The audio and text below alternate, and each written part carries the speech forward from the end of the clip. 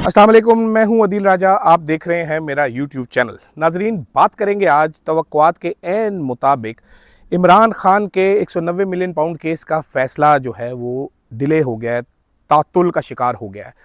तमाम पाकिस्तान को इस बात का पता था, सबों को पता था, सभी कुछ पता था और बहुत सारे लोगों को वजूहात भी पता हैं। सहाफ़ियों ने पहले से ट्वीट कर रखे थे और ये तमाम वो टाउट सहाफ़ी हैं जो इस्टेब्लिशमेंट के और नून लीग के करीब समझे जाते हैं, तो ये कुछ गेस करना मुश्किल नहीं कि उनको किसने बताया है कि ये फ़ैसला नहीं आएगा। लेकिन क्या वजूहात है, इस पर बात करेंगे। क्या ये एक बारगेनिंग चिप है, इस पर बात करेंगे। साथ साथ बात करेंगे मुस्लिम लीग नून की परेशानी की। मेरी चंद मुस्लिम लीग नून के दोस्तों से बात हुई है जो बहुत परेशान हैं बज़ाहिर, कुछ समझ नहीं पा रहे कि क्या मुज़ाकरात हो रहे हैं, कैसे मुज़ाकरात हो रहे हैं। मुझे बताया भी गया कि वो क्या बात किस लेवल तक कर सकते हैं, लेकिन फिर भी वो परेशान है। तहरीक इंसाफ के कॉन्फिडेंस से परेशान है, थोड़ा वो परेशान है। भाईजान जो तहरीक इंसाफ बातें कर रही है, थोड़ा वो परेशान है इमरान खान के खड़े होने से। वो परेशानी आपको बताऊंगा, इत्मीनान किस चीज़ का है उनका ये भी आपको बताता हूँ। लेकिन सबसे पहले नाजरीन, एक ऐसी तस्वीर जो कल मरीम नवाज़ के सेक्रेटरी ज़ीशान साहब जो है उन्होंने ट्वीट की थी, उस पर मैं बात करना चाहूँगा।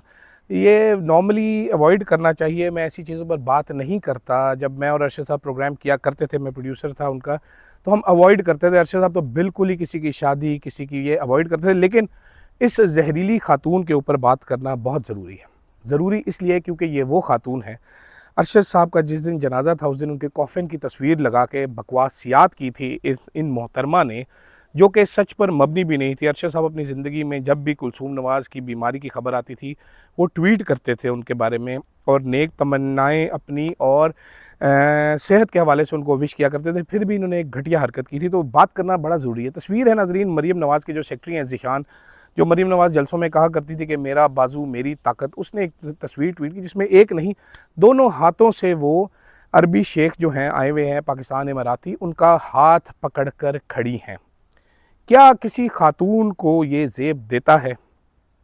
हमने आजकल नाज़रीन बड़े हम वो देखते हैं, हम ऐसे लोगों को देखते हैं, बड़े बड़े स्टार्स को देखते हैं कि जो जहाँ पर हाथ मिलाना ज़रूरी ना हो, उसके बगैर गुजारा हो सकता हो, तो वो हाथ नहीं मिलाते। वो ऐसे ताज़ीम में सर झुकाते हैं, वो सीने पर हाथ रखते हैं, वो दूर से सलाम कर लेते हैं। मैंने बड़ी बड़ी सेलिब्रिटीज़ को ऐसा देखा है करते हुए।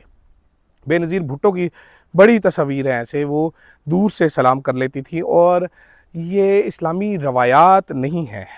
जो इस्लाम नून लीग का जागता है इमरान खान के ऊपर बात करते हुए, इमरान खान की किरदार कुशी करते हुए, जो उनका इस्लाम अक्सर व बेशतर जागा रहता है, तो इस पर मैं जानना चाहूँगा नून लीग वाले क्या कहते हैं। मैं बहुत डिटेल में नहीं जाता, लेकिन आप एक हाथ से भी सलाम कर लेते तो भी शायद थोड़ा बेहतर लगता है। दोनों हाथों से जो उनके हाथ को जप्फी लगाई गई है, बहुत काबिल एतराज़ बहुत सारे लोगों को महसूस हो रहा है। इतना काबिल एतराज़ कि नून लीग के अपने सपोर्टर्स जब ज़ीशान ने ये तस्वीर ट्वीट की तो उसको गालियाँ निकालते हुए पाए गए कि भाई कोई ख्याल करो, ये तस्वीर क्यों ट्वीट कर रहे हो।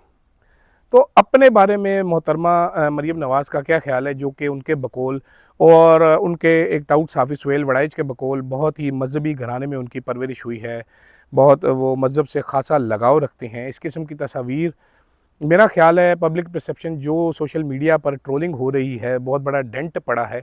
ये ना मुल्क के लिए ज़रूरी था, ना इनके लिए ज़रूरी था।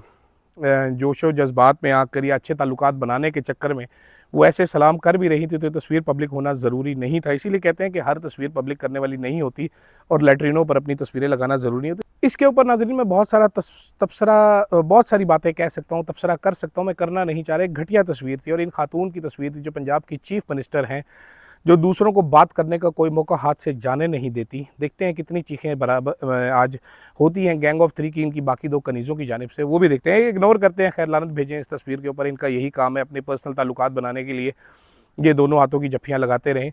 बात करते हैं नून लीग की परेशानी की।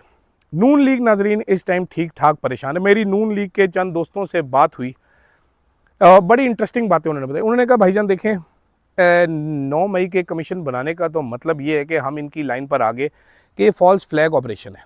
देखिए वीडियोस बिल्कुल क्लियर हैं, इकबाली बयानात मौजूद हैं, ऐसे में कमीशन बनाने की कोई वजह नज़र नहीं आती।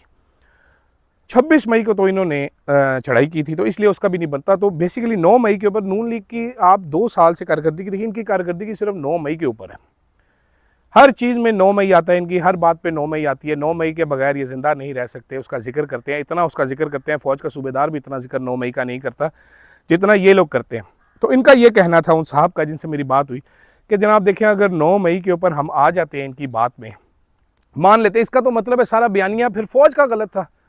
ये तो हम मान रहे हैं, फिर हम तो इस बात पर आ गए हैं जनाब के क्या उसका नाम है, ये फॉल्स फ्लैग ऑपरेशन था, एजेंसियों के अपने लोगों ने किया था, इसलिए इस पर तो बात ही नहीं होनी चाहिए। तो मेरा ख्याल है उनको ये ब्रीफिंग भी, उन्होंने मुझे कुछ ऐसा इशारा किया कि उनको ब्रीफिंग ही इस चीज़ की दी गई। तो मैंने जब उनसे सवालात किए, मैंने कहा भाईजान ये तहरीक इंसाफ वाले तो बहुत ज़्यादा पॉजिटिव हैं, बहुत ज़्यादा पुरजोश हैं, लग रहा है तहरीक इंसाफ को कि भाईजान ये कोई कट्टा-कट्टी निकल आएगा, इस बार इमरान खान घर आ रहे हैं वापस। तो इस बारे में ये सुनकर उन्होंने कहा यार लग तो हमें भी यही रहा है, सुना तो हमने भी यही, ऐसी कुछ बातें सुनने में आ रही, लेकिन हो नहीं सकता ऐसा। देखो कैसे फ़ौज भूल सकती है 9 मई को, कैसे इस शख्स को वापस लाया जा सकता है, हमने ये किया, हमने सियासत कुर्बान कर दी, ये कर दिया। मैंने कहा भाई वो तो आपने हुकूमत लेने के लिए की थी ना, उसमें आपने ऐसा कौन सा तीर मारा है, आपके मेरिट पे थोड़ी है। इलेक्शन चोरी किया गया और इलेक्शन चोरी होते हुए पकड़ा गया। हर बार इस्टेब्लिशमेंट चोरी करती थी इलेक्शन, इस बार तो रंगे हाथों ही पकड़ी गई है। तो इस पर कोई तसल्ली बख्श जवाब नहीं दिया, लेकिन उन्होंने इकरार किया कि हाँ परेशानी ज़रूर है, कुछ समझ नहीं आ रहा कि चल क्या रहा है। साथ साथ नाजरीन जाते जाते 190 मिलियन पाउंड केस, मैंने पूरा केस पढ़ा है, बहुत पहले से पढ़ता आ रहा हूँ, शुरू से पढ़ता आ रहा हूँ। इस केस के बहुत सारे किरदारों से of the record, on the record दोनों बातें की हुई हैं। हर बंदे का इस बात पर इत्तेफाक है कि भाईजान घुमा फिरा कर जहाँ से मर्जी पकड़ लो, इस केस में इमरान खान का कोई बेनिफिट है ही नहीं। ये हर बंदा इस पे श्योर है जो भी तहरीक इंसाफ का है, सवाए फैजुल हसन चौहान की ज़ाहिर बात है, क्योंकि सबसे बड़े दानिश्वर तो मुल्क के वो कह रहे हैं भाईजान, मेरी चंद लोगों से बात हुई, इमरान खान की वकला की टीम से भी बात हुई, तो हंस रहे थे। वो कह रहे थे भाई पता है हमें भी ये है कि फ़ैसला नहीं आना, लेकिन ऑफिशियली मैं आपको ये बता रहा हूँ कि देखा हमें कुछ बताया नहीं गया, ये कैसा फ़ैसला है, ये वैसा फ़ैसला है। वो हंस रहे थे।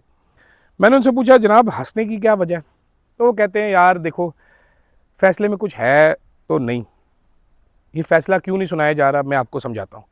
उनके मुताबिक एक तो ये बारगेनिंग चिप के तौर पर इस्तेमाल किया जा रहा है कि भाईजान ये देखें हमने रोक के रखा हुआ है, ऐसा है, और ये इस्टेब्लिशमेंट की तरफ से किया जा रहा है।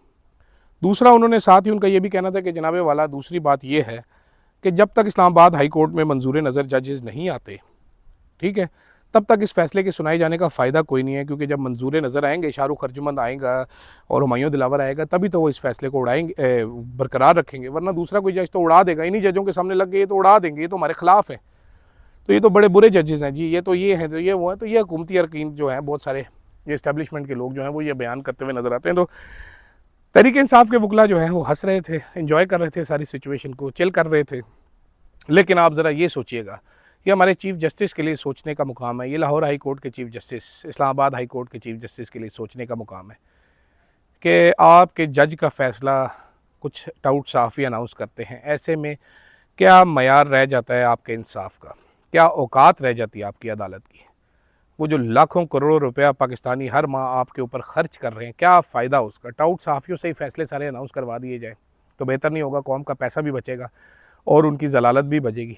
क्योंकि आप जैसे बेकार जजेस जो हैं उनका होना ना होना हमारे लिए तो एक ही बराबर है। आपने क्या उखाड़ लेना है, आपने क्या फ़ैसला दे देना है, क्या औकात है आपके फ़ैसलों की, पूरी कौम को अब नज़र आ रहा है ना।